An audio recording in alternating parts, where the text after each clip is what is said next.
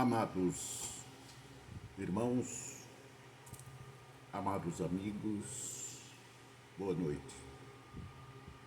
Boa noite mesmo, com saúde, paz, prosperidade e Cristo no coração.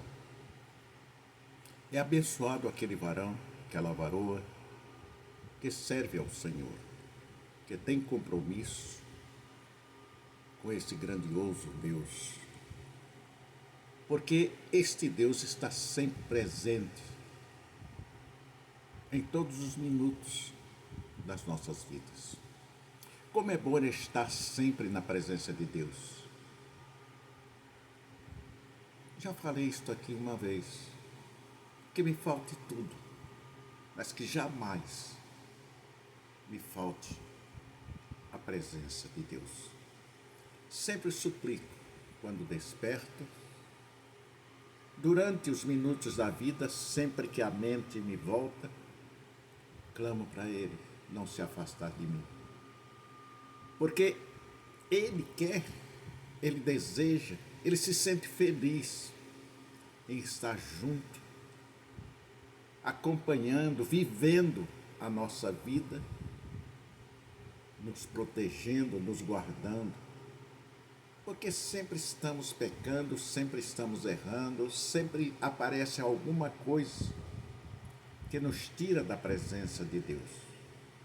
Mas Jesus veio para que nós nos reintegrássemos e recebêssemos através dele o direito de sermos chamados filhos de Deus. Mas temos visto nos nossos dias que muitos abençoados ou pseudos abençoados por Deus estão prosseguindo por um caminho adverso àquilo que a Bíblia nos ensina, aquilo que a Bíblia nos diz que nós devemos seguir. Neste caminho é estreito, é trabalhoso, é espinhoso, é difícil, mas que nos faz ter uma vida ampla após a vida terrena, após a morte. Nós conhecemos um cristão pela sua origem, pelo seu proceder, pelo seu passado. Nós não sabemos o que acontece nesta vida de todos, nem como um todo, para podermos dizer, este é verdadeiramente um cristão. Porque existem muitos atropelos, mas existem aqueles que dão um pontapé naquilo que está à sua frente, lhe fazendo sair dos caminhos santos do Senhor Jesus.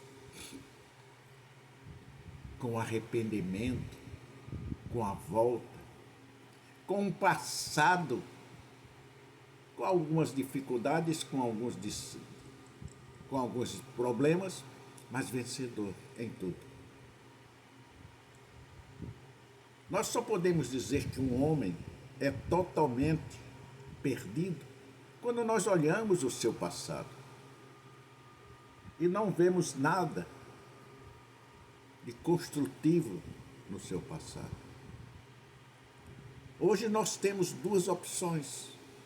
Como desde que nascemos, então quando nós nascemos já teremos, mesmo inconscientes como crianças, mas quando chegarmos à idade da adolescência, nós teremos já consciência e sempre aparecerá alguém que nos mostre os dois caminhos. E hoje nós estamos vivendo dois caminhos praticamente físicos. Os dois caminhos que nos apresentam desde o nascer até a velhice, até a morte, são dois caminhos espirituais. Um que nos leva ao céu, à vida eterna, e um outro largo e espaçoso que nos leva à perdição e à morte. Nós temos pastores e pastores que nós conhecemos há anos, vivendo pregando, levando a mensagem em todas as partes do mundo. Vemos pastores que caem no meio da estrada e não mais retornam, não mais se levantam. Não é? Outros caem, levantam-se e voltam à batalha. Hoje nós temos um compromisso bem próximo, bem à nossa frente. Temos apenas quinta, sexta e sábado para decidir o caminho de um país, de uma nação. E a Bíblia nos rege sobre isso. Como é que nós conheceremos os cristãos dos dias atuais? Conheceremos no próximo domingo. O cristão, ele vive dentro do conceito bíblico. Ele vive obedecendo o que a Bíblia nos orienta a fazer. Porque tudo que nós temos dúvida, ela nos dá as respostas corretas.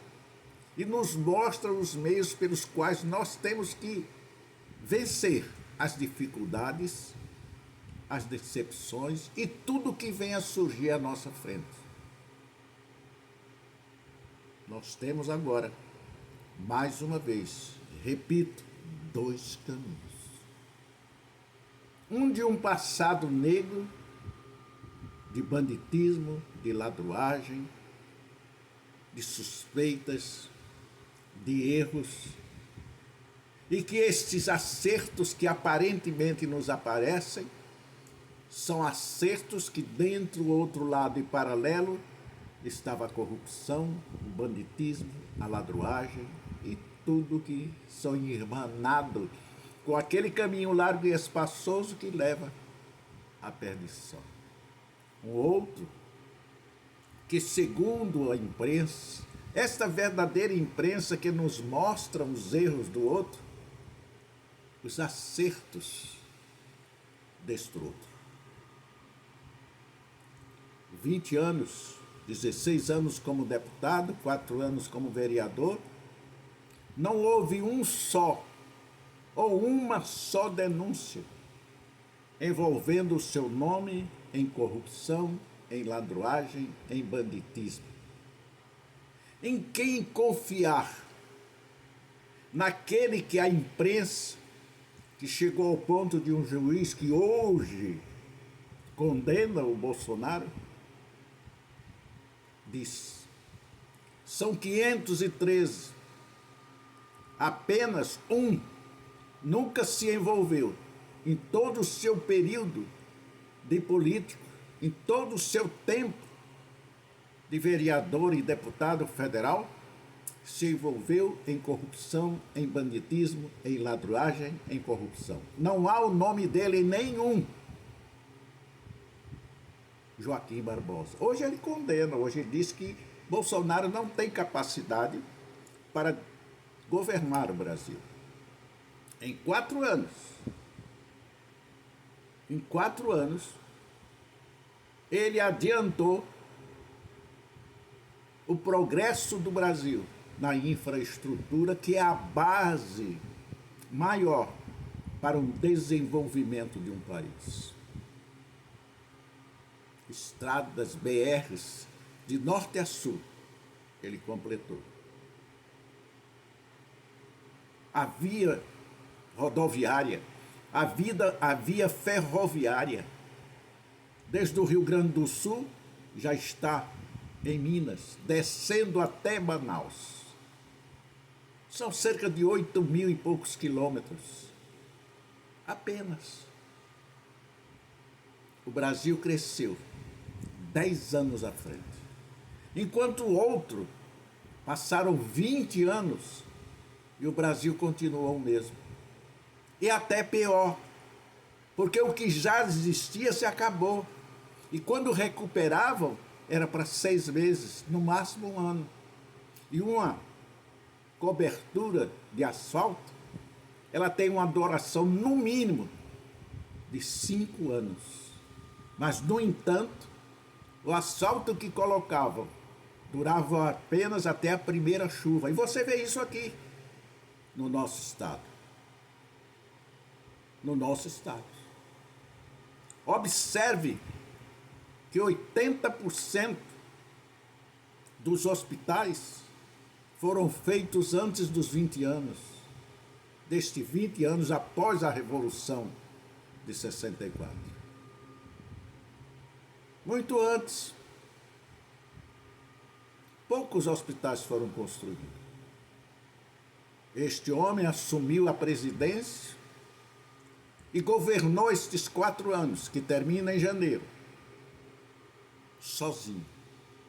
Não teve o Senado, não teve a Câmara, não teve os ministros do Superior Tribunal.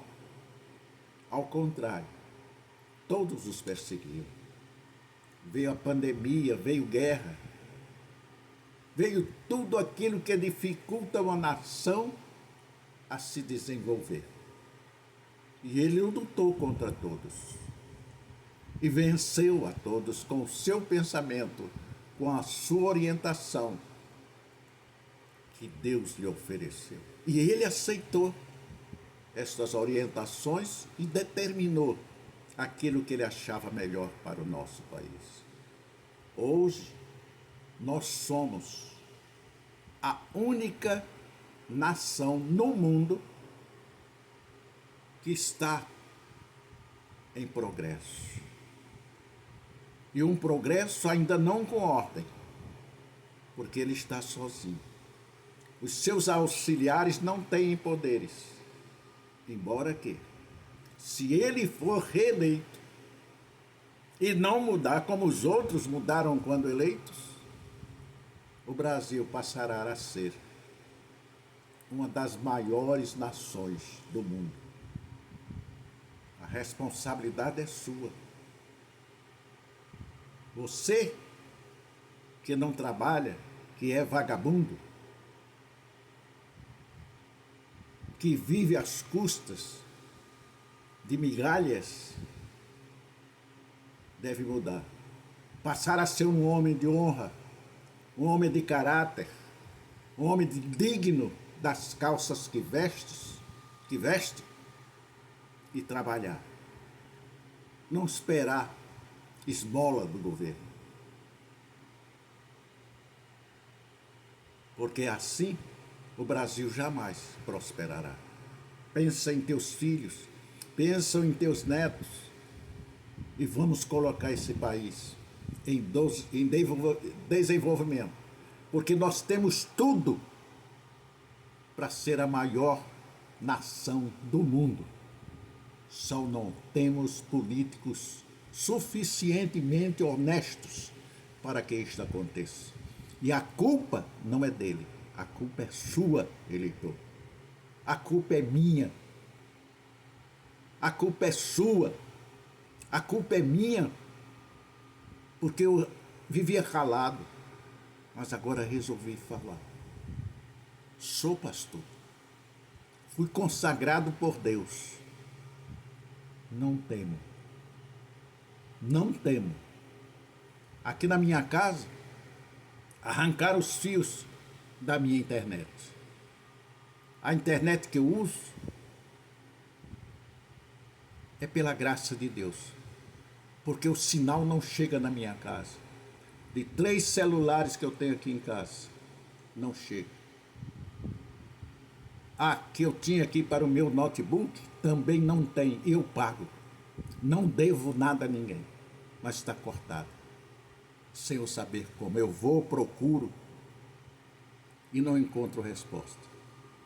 Mas em Deus eu tenho fé que essa ladroagem, essa bandidagem irá ser extinta no dia 1º de janeiro.